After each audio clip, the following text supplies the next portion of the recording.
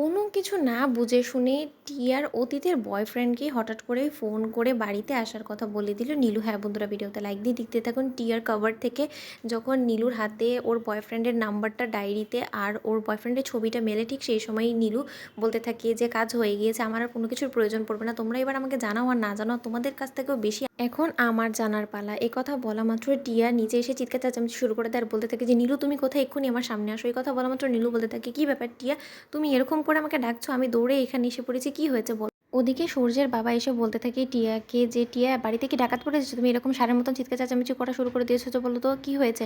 এ কথা বলা মাত্র টিয়া বলতে থাকে যে বাবা আমি কি এখন আমার পার্সোনাল কোনো জিনিস কাবার্ডও রাখতে পারবো না, কার এত বড় আস্পর্ধা হয়ে গেল বলো তো, যে আমার কাবার্ডে অবধি হাত দিয়ে দিল। এখন কি আমি আমার নিজের বাড়িতেও নিজে সেফ না, তাহলে বরঞ্চ তোমরা আমাকে বলে দাও আমি বাড়ি ছেড়ে চলে যাই। এখন আমার মনে হয় যে এটাই আমার শেষ ডিসিশন হওয়ার দরকার, কারণ এখন আর আমার মনে হয় না যে বাড়িতে থাকাটা আমার মোটেও প্রয়োজন আছে। এই কথা বলা মাত্র নীলু বলতে থাকে যে টিয়া তুমি এরকম করে কেন বলছো, বলো তো কী এমন হয়ে গিয়েছে, বলো আমাকে খুলে। টিয়া বলতে থাকে যে নীলু তোমার এত বড় দুঃসাহস হয় কী করে, তুমি আমার কাবার্ড অবধি পৌঁছে গিয়েছো, আমি তো তোমাকে সকালেও বলেছিলাম যে আমি তোমাকে কোনো কিছু জানাতে বাধ্য নই, তাহলে তুমি কেন আমার অতীত নিয়ে ঘাটাঘাটি করা শুরু করেছো বলতে পারো।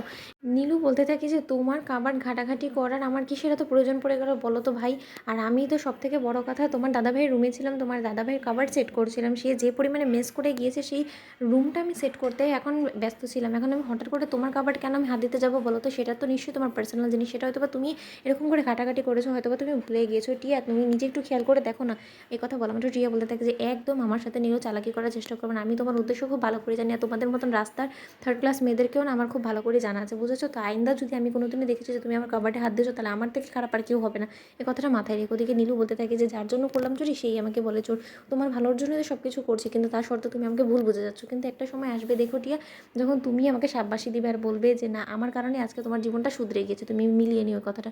ওদিকে নীলু হঠাৎ করে আননোন নাম থেকে টিয়ার বয়ফ্রেন্ডকে ফোন করে টিয়া বলে পরিচয় দেয়, আর তখনই ওর বয়ফ্রেন্ড চিৎকার করছে আর বলতে থাকে যে আচ্ছা টিয়া হঠাৎ করে এই নাম্বার থেকে তুমি কল করছো কেন বলো তো আমাকে, আমি তো সবসময় তোমার নাম্বার থেকেই তোমার সাথে কথা বলি, তাহলে হঠাৎ করে আজকে আবার আননোন নাম্বার নিয়ে কেন তুমি আমাকে ফোন দিলে বলো তো। বাড়ি থেকে কোনো রকম কোনো ভেজাল হয়েছে আমাকে নিয়ে আরও একবার, নাকি বাড়িতে সকলে জেনে গিয়েছে যে তুমি এখনও পর্যন্ত আমার সাথে কন্ট্যাক্টে আছো। এই কথা বলা মাত্র নীলু বলতে থাকে যে ও তার মানে তলে তলে এখনও পর্যন্ত টিয়া এই ছেলেটার সাথে সম্পর্ক বজায় রেখেছে, আর এ বাড়িতে এমন ন্যাকা সাজে যেমন ও ভাজা মাছটা উল্টে খেতে জানে না।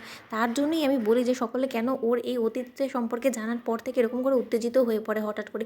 হয়তোবা পরিবারে কেউ ওর এই সম্পর্কটাকে মেনে নেবে না বিধায় হয়তোবা টিয়া এরকম করে লুকোচুরি করে ছেলেটার সাথে সম্পর্ক রেখেছে। ওদিকে টিয়া সেজে নীলু কথা বলতে গিয়ে হাতে নাতে ধরা পড়ে যায় টিয়ার বয়ফ্রেন্ডের কাছে আর বলতে থাকে যে আচ্ছা টিয়া হঠাৎ করে আজকে তোমার গলাটা এরকম শোনা যাচ্ছে কেন বলো তো, তোমার কী হয়েছে। তখন নীলু মিথ্যে বলে আর বলতে থাকে যে তোমার সাথে আমার খুব দেখা করতে ইচ্ছে করছে, তুমি আবার বাড়িতে আসো। তো বন্ধুদের ভিডিওটি ভালো লাগলে লাইক, শেয়ার, সাবস্ক্রাইব করতে ভুলো না।